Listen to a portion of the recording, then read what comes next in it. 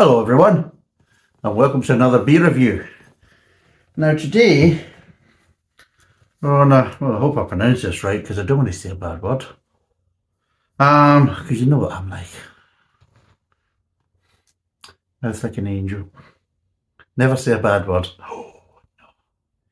You never hear an expletive pass my lips. But yes, today we've got a beer from the Bowland brewery, and it's called Pheasant Plucker. See? Didn't say a bad word. Pheasant Plucker. So yes, so this is a copper ale that's more than pleasant, apparently. Now, if any of you haven't noticed, pleasant and pheasant rhymes, and hopefully Plucker isn't going to be rhyming with something in this review as well. So rounded fruit flavours with a malty, hoppy and nutty undertones and a smooth, dry finish, apparently. Now it's 500ml, 4.5%. I honestly can't remember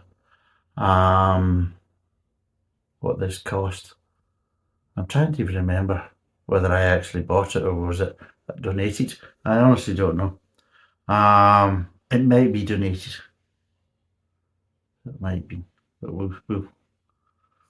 if I remember, I will confirm. But anyway, I'll put all the details down that I get. Anyway, I'll do my research and I'll put down the price and everything else. So yes. So this is basically from Clitheroe. See, I'm pronouncing everything correctly and not saying any bad words. Is there any spiel on the back? No, there isn't any. Apart from Pheasant Plucker contains barley, wheat and oats. And that's it, really. No any more details than that. And yeah, that's it. It's fairly well straightforward. So, seeing as it's very well straightforward, let's crack it open and see what it tastes like. Oh, lovely. Oh, it's lovely. It was back down in Devon last week. Getting some bits and bobs done and everything else, which was quite nice. And he managed to get a few pints of cask ale, which was quite good. So let's see what it pours like.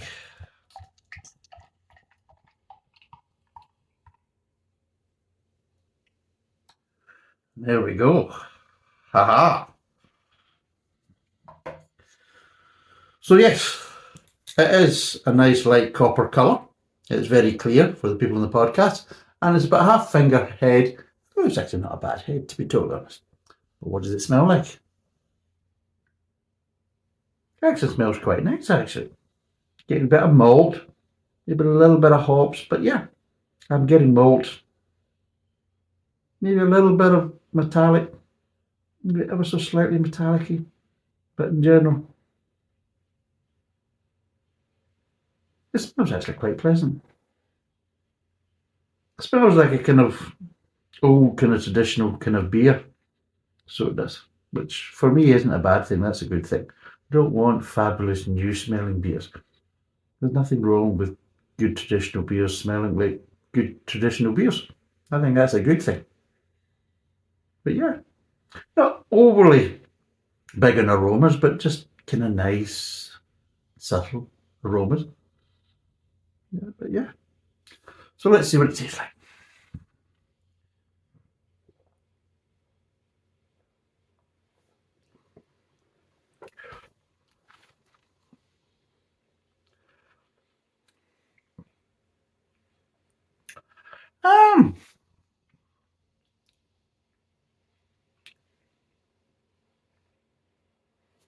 First impressions is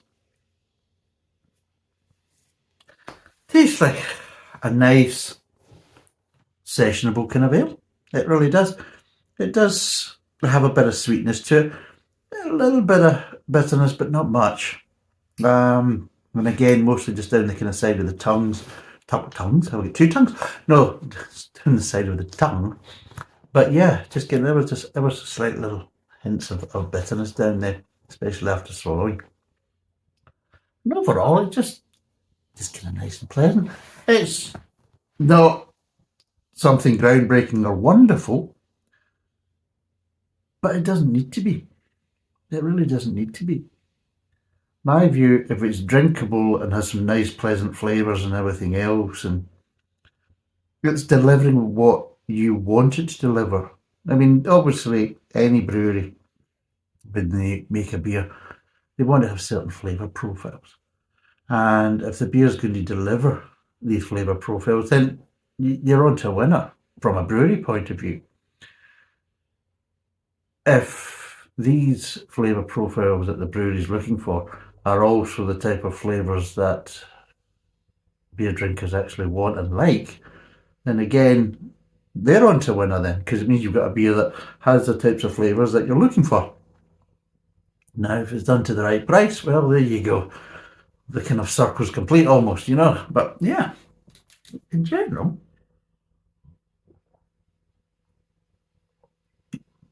yeah,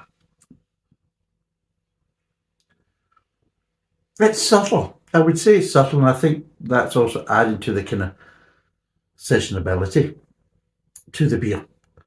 But overall, it's got a nice mouthfeel, not too gassy, and just in general, everything is just nicely proportioned. It's not big on flavour, but I don't think it's trying to be big on flavour. It is obviously edging more towards the more sessionable ales, easy drinking, um, nothing too complex. But I'll be totally honest, it's just kind of hitting the spot. And, you know, you just come in from work, which I have just done, come in from work, and you've had a long day, which I have. I've had a bloody long day, and I'm tired. And I'll be totally honest, I could bloody sing this, and I could sing another. So I could quite easily, which for me is what you want. If you want that type of beer after a kind of type of day that I've had and everybody else has quite regular probably, but you just think, oh, I just fancy something just to kind of wet the whistle, just kind of relax a bit. Yeah, and yeah.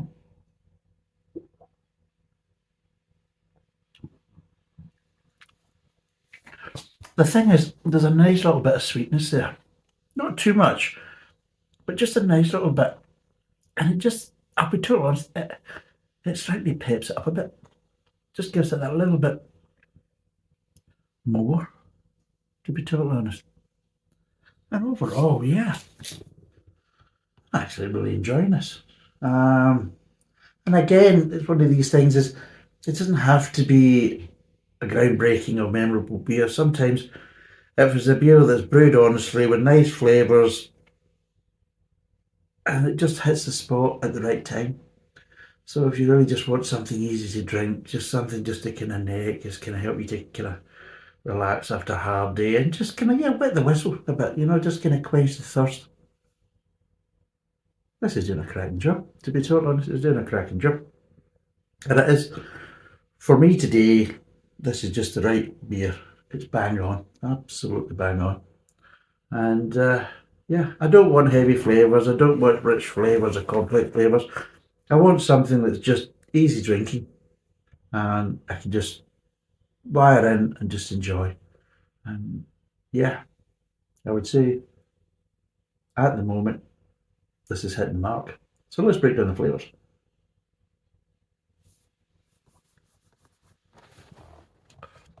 Starts off with there's a good level of malt there, and it's a nice malt, and there's a nice kind of level of sweetness at the front of the mouth as well. And it feels nicely connected with the malt flavours. There's a bit of grain there as well, and all three of them are just working nice for just, it's not a big bang in your face kind of front of the mouth kind of flavours. It's just good solid flavours. And that's the thing, it kind of instills the confidence because it's not trying to be too much. It just, everything's just nicely balanced and of a decent kind of amount that you know that it's a case of so they haven't scrimped and there's some quality malt in there. And you just feel it's a case of yeah, it's not trying to blow you away, but it's setting a good foundation, and that's what it feels like. It's sitting there like, well, here you go.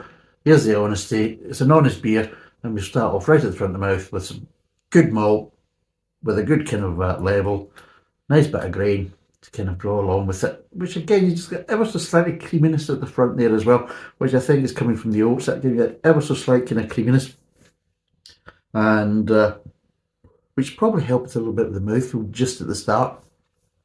And you've got this nice bit of sweetness, which runs from front to back, but just as a nice level, not too sweet, not overly sweet, but just a nice one. It just kind of balances everything out. It just gives that kind of continuation right from front to back. Goes onto my tongue.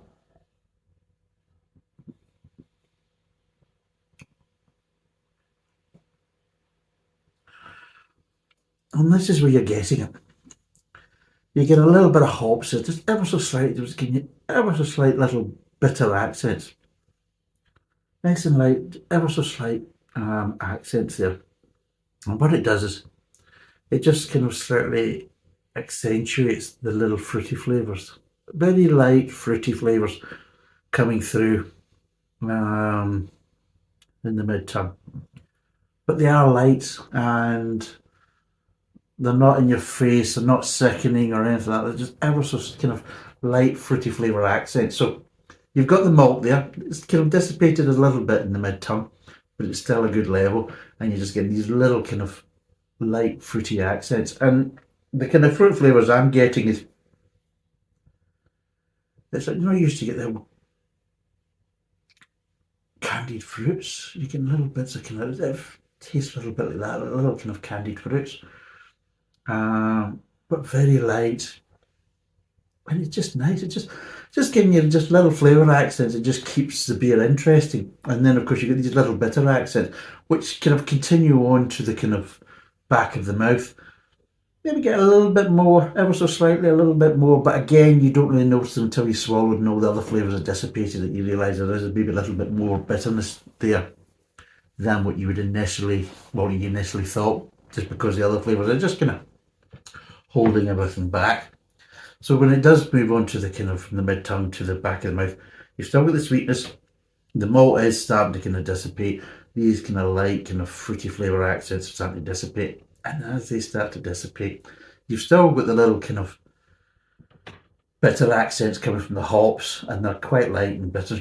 But as these other kind of flavours kind of dissipate, the bitterness just gets a little bit more and just lingers ever so slightly, just lightly, just down the kind of side of the tongue. And it's just nice. It's just a nice finish. Same with they try to call it a dry finish, because it's not a bitter finish. But there's a little bit of sharpness to it just because of these flavours tail off. You are left with that little bit of kind of hoppy bitterness. But it's light, so you wouldn't say it's a bitter finish. But yeah, I can see why they're maybe trying to say it's a dry finish. Which really, normally a dry finish would be a kind of slight kind of change towards the acidic in a kind of lager and that. But yes, I can maybe see why they're trying to kind of say it's a dry finish, because they're trying to describe it as it's a kind of maybe a slightly bitter edge finish, but very slight and not too much. And overall, it kind of keeps the beer balanced, so it's not kind of too much at the back end and not too much at the front end, and it's just kind of a nice even keel from front to back. And that's the kind of normal thing you get from a session ale, is that you don't want the flavours from front to back to be kind of, one, too powerful, but also maybe too much at one end, or you don't want it too strong at the front end and then nothing after it, or too strong at the back end and nothing before it, or nothing at the front and the back and just too much going on in the middle. The whole idea is you just want that kind of nice kind of consistency, a kind of constant, and that's what makes kind of sessionable beers more interesting, and what really makes them good sessionable beers, because again, there's nothing. The one thing you don't want in a sessionable beer is to hit a wall of complexity at some point. You want it to be kind of easy ozy. You want it to have some nice flavours that you want to keep going back for, but you don't want it to be complex that, well, I just want to kind of switch the brain off and just enjoy it for what it is and not look for too much else in it. And this does kind of deliver that. And yeah, as you can see, very drinkable. And for me, It's not a groundbreaking ale, but I've always said that that's why there's so many different types of beers. It's because there's beers for different occasions and different seasons, and just everybody's different. What we fancy at certain points is what we fancy, and that's what it comes down to. There's no real rhyme or reason. I can come in from one day and fancy this type of beer. I can come in the next day and I want something completely different. And there is no real rhyme or reason to it. It's just as what you want and what you fancy, and that's why we have all these different beers out there. And this one, as a sessionable kind of lighter ale, that isn't down the golden ale route or anything like that. I mean, even with the amber ale, let's be totally honest, an amber ale really is a bitter in a lot of ways. And what they've done is they've adjusted the hop content and the bitterness and everything else to kind of make it more kind of open to kind of non-bitter drinkers to kind of open up, and this is what you really got with these amber ales. So this is a kind of a copper ale. So I suppose, yeah, there's a bit light bitterness to it, but it's just very sessionable. And yeah, 4.5%, 500ml. I don't know what it costs, but it's actually a very, very nice beer. It just does what you want it to do. It's not trying to be anything else, and I think that's the thing that kind of I like about it. It's honest and uncomplicated. So what would I give this out of 10? Well, again, I don't know the price, so we'll have to see. So what I'll do is I'll give it a kind of two-part score. So if it's round about up to about the £2 mark, then I would probably give this, just because it's just a nice sessionable honest ale, I would give it an easy 7, to be totally honest. It's very drinkable. It's just nice and easy. It's probably nice to try it in cask. I think it really would go down really well in cask. And you just know you just have it coating down the side of the glass, and it would just be fabulous from that point of view. So I think it would really be a nice drinking beer on cask.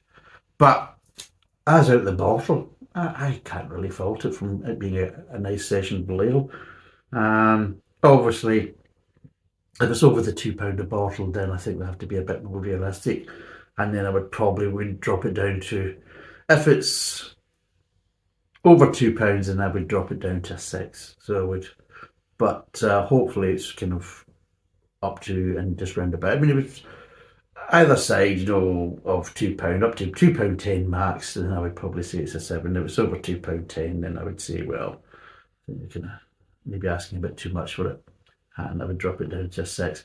But overall, if you can get a hold of it or try it yourself, then I would say, yeah, give it a go. It's quite a nice, light, sessionable ale and very drinkable, as you can see. And I'll be totally honest, if I had another one, I would have another one. So that's the only kind of disappointment about it. But anyway, thanks for watching. Cheers. And bye for now.